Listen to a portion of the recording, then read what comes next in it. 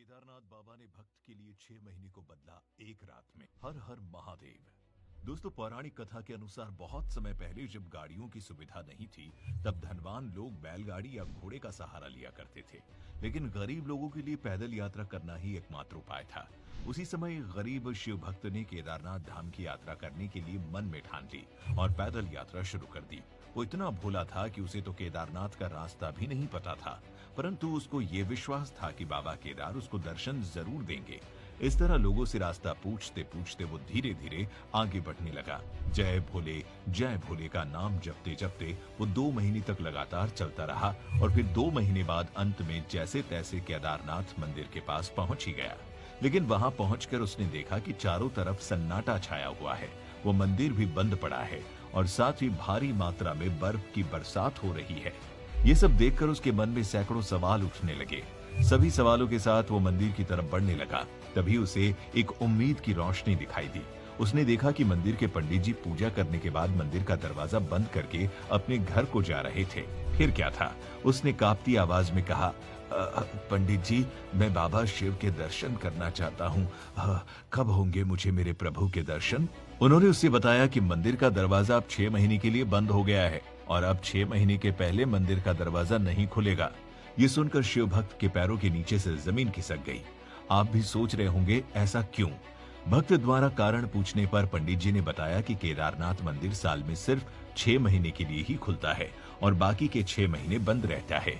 ये नवंबर में दीपावली के बाद भाई दूज के दिन बंद हो जाता है, क्योंकि इस समय वहां बहुत अधिक बर्फ गिरने के कारण मंदिर बर्फ से ढक जाता है। ऐसे में यहाँ जाना खतरे से खाली नहीं होता। इसीलिए अप्रैल के महीने में अक्षय तृतीया के दिन मंदिर के पट खोले जाते हैं और बाबा केदार अपने भक्तों को दर्शन देते हैं। ये सुनकर शिव भक्त के होश उड़ गए। आंसुओं से उसका गला भर गया और वो वहीं फूट फूट कर रोने लगा। थोड़ी देर तक तो वो कुछ भी नहीं बोल सका, लेकिन जैसे तैसे उसने कहा, पंडित जी, मैं 2 महीने से पैदल चलकर बहुत दूर से आया हूँ। मैं बहुत गरीब हूँ। इस कड़ाके की ठंड में मैं कहाँ जाऊंगा? आप सिर्फ मुझे एक बार मेरे भोले बाबा के दर्शन करने दो। लेकिन पंडित जी कहाँ उसकी बात सुनने वाले थे। हाँ, अगर उस गरीब भक्त की जगह कोई अमीर आदमी होता तो शायद वो मान भी जाते। उल्टा उससे कहा कि या तो 6 महीने बाद आओ दर्शन के लिए, या फिर ये महीने के लिए यहीं रुक जाओ। इतना कहने के बाद पंडित जी ने अपना पल्ला झाड़ा और वहां से चले गए। फिर धीरे धीरे रात गहराने लगी और बर्फ भी गिर रही थी। ऊपर से पहाड़ों की ठंडी हवा मानो उसके शरीर को जगह जगह से तोड़ रही हो, लेकिन फिर भी उसने हार नहीं मानी। वो भगवान का ध्यान करते हुए बैठा रहा और मन में ठान लिया कि अब वो बाबा के दर्शन किए बिना वहां से हिलेगा भी नहीं। तभी उसे अंधेरे में एक रोशनी दिखाई दी। उसने देखा कि एक अघोरी बाबा उसके पास चले आ रहे हैं। पास आकर उन्होंने खाने के लिए उसे खाना दिया और कहा कि तुम थक गए होंगे, खाना खाकर सो जाओ। शिव भक्त सच में थक चुका था। खाना और आग की गर्मी मिलने के कारण उसे तेज से नींद आ गई और फिर वो गहरी नींद में सो गया। जैसे ही सुबह उसकी नींद खुली तो वो चारों तरफ लगातार देखता ही रह गया, क्योंकि जो उसने देखा वो किसी चमत्कार से कम नहीं था।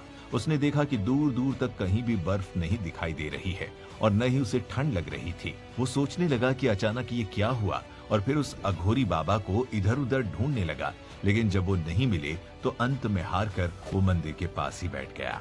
तभी उसकी नजर मंदिर के पंडित जी पर पड़ी, जो अपने सेवकों के साथ उसकी तरफ ही आ रहे थे। जैसे ही वो आगे बढ़ने वाले थे, शिव भक्त ने उनसे पूछा कि क्या मंदिर का दरवाजा आज ही खुलेगा?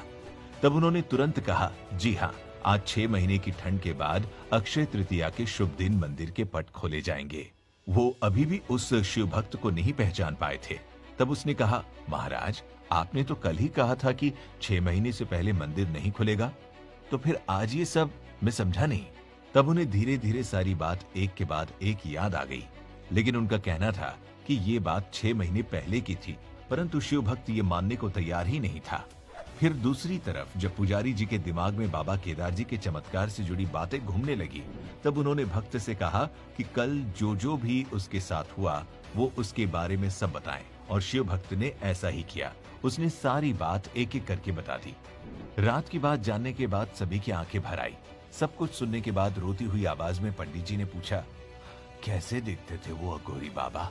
उसके बाद उस गरीब भक्त ने अपनी आंखें बंद की और कहा, एकदम अघोरियों की तरह, पूरी तरह से बैरागी, शरीर पर शेर की छाल लपेटे हुए, हाथ में त्रिशूल, भस्म लगा हुआ शरीर, और रुद्राक्ष की बहुत सी मालाएं लपेटे हुए थे वो बाबा। बस इतना सुनते ही पुजारी जी और उनके सभी साथी हर हर महादेव कहते हुए उस शिव भक्त के चरणों में गिर पड़े। उस दौरान किसी के भी आंसू नहीं रुक रहे थे। फिर उस गरीब शिव भक्त के पैरों को पकड़कर पुजारी जी ने उससे कहा, हे शिव भक्त, तुम धन्य हो। तुम्हारे पास मंदिर से निकलकर स्वयं बाबा केदार आए थे और उन्होंने अपनी योग माया से तुम्हारे 6 महीने को एक रात में बदल दिया, अर्थात कालखंड को छोटा कर दिया। क्योंकि शास्त्रों में भी बताया गया है कि समय में बदलाव करने की शक्ति सिर्फ महादेव के पास है और वो अपने सच्चे भक्तों के लिए समय को भी आगे बढ़ा सकते हैं। जैसे कि बाबा केदार ने उस गरीब शिव भक्त के 6 महीने के इंतजार को एक दिन में बदल दिया और इस तरह से बदला कि भक्त को कुछ पता भी नहीं चला। वो सोया था नवंबर की रात में और उठा अप्रैल की सुबह।